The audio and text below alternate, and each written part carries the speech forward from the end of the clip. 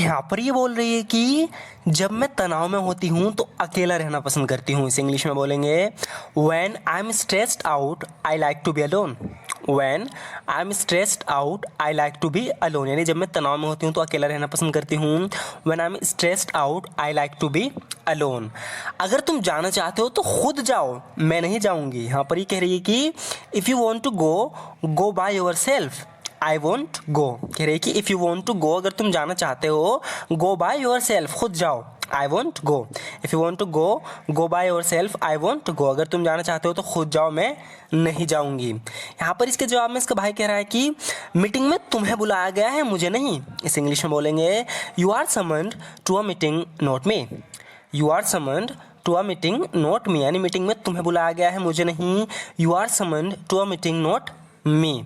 मेरा काम तुम्हें बताने का था। इसे इंग्लिश में बोलेंगे my job was to tell you. My job was to tell you, यानी मेरा काम तुम्हें बताने का था। My job was to tell you.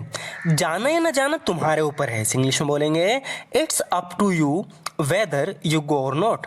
It's up to you whether you go और नॉट। कह रहा है कि इट्स अप टू, यानी तुम्हारे ऊपर है, वेदर यू गो और नॉट, तुम जाओ या ना जाओ। इसलिए इसे कहेंगे जाना या ना जाना तुम्हारे ऊपर है। It's up to you whether you go और नॉट। अगर तुम जा रही हो तो ही मैं जाऊंगा। इसे इंग्लिश में बोलेंगे I will go only if you are going. I will go only if you are going. इस तरीके से हम बोल देते हैं ना कि अगर तुम जा रही हो तो ही मैं जाऊंगा। I will go only if you are going. अगर तुम नहीं जाओगी तो मैं भी नहीं जाऊंगा। इसे इंग्लिश में बोलेंगे if you don't go I will not go either. If you don't go I will not go either. कह रहा है कि अगर तुम नहीं जाओगी तो मैं भी नहीं जाऊंगा। If you don't go I will not go either. तुम में से एक को तो वहाँ जाना पड़ेगा। इनकी माँ कह रही है कि ईदर वन ऑफ यू, यानी तुम में से एक को, either one of you has to go there. Either one of you has to go there, यानी तुम में से एक को तो वहाँ जाना पड़ेगा। Either one of you has to go there. तुम अपनी जिम्मेदारियों से पीछे नहीं हट सकते। इसे इंग्लिश में बोलेंगे you can't back out of your responsibilities. You can't back out of your responsibilities, यानी तुम अपनी जिम्मेदारियों से पीछे नहीं हट सकते। You can't back out of your responsibility. ठंडे दिमाग से सोचो। तो जब भी हम इस तरीके से बोलते हैं कि ठंडे दिमाग से सोचो, इस इंग्लिश में बोलेंगे think with a cool mind. Think with a cool mind, यानी ठंडे दिमाग से सोचो। Think with a cool mind.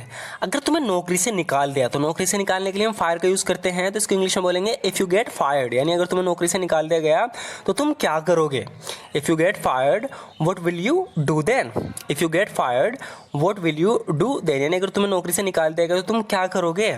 If you get fired what will you do then. आगे बोल रहा है कि मेरे पास अब और चलने की ताकत नहीं है, काफ़ी देर से चल रहा है, थक गया है, तो बोल रहा है कि I no longer have the energy to walk.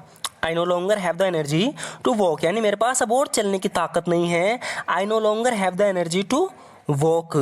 कभी कभी मेरे पैरों में दर्द होता है। इसे इंग्लिश में बोलेंगे I sometimes have pain in my legs. I sometimes have pain in my legs, यानी कभी कभी मेरे पैरों में दर्द होता है। I sometimes have pain in my legs.